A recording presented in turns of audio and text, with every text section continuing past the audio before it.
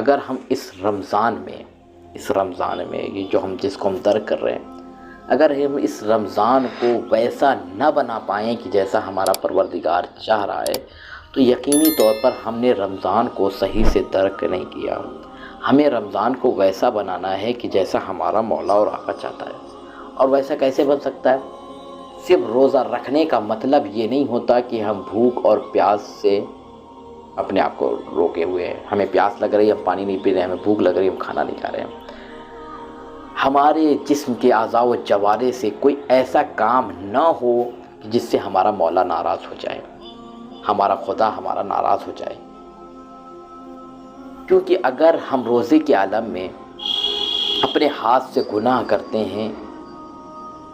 اگر ہم رمضان کے عالم میں، روزے کے عالم میں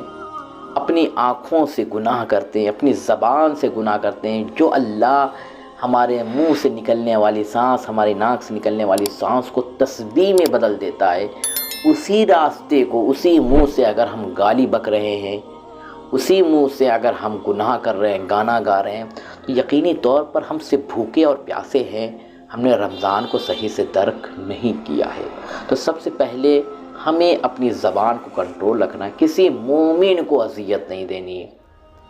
اپنے ماں باپ کی عزت کرنی ہے، ان کی تعظیم کرنی ہے، جس کے لیے قرآن ذکر کر رہا ہے وَلَا تَقُلْ لَهُمَا اُفٍّ،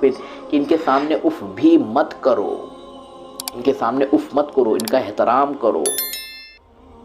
اور اگر ہم ماں باپ کا احترام کریں گے تو پروردگار ہمیں بڑا اجر دیتا ہے۔ لیکن دیکھنے کو ملتا یہ ہے کہ ہمارا معاشرہ جس راہ پہ چلتا چلا جا رہا ہے کہ ایک اولاد اپنے ماں باپ سے وہ محبت نہیں کر رہی ہے، مرنے کے بعد، ماں باپ کے مرنے کے بعد ان کو یاد نہیں رکھا جا رہا، ان کے لیے کار خیر نہیں کی جا رہی ہے۔ تو اگر ہم رمضان میں روزے رکھتے ہیں اور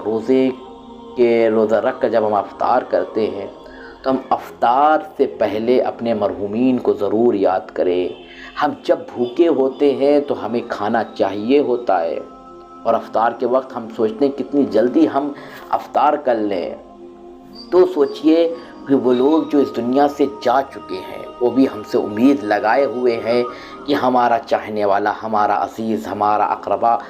ہمارے لیے کوئی کار خیر کریں گے، تو لہذا مرحومین کے لیے افطار کروائیں،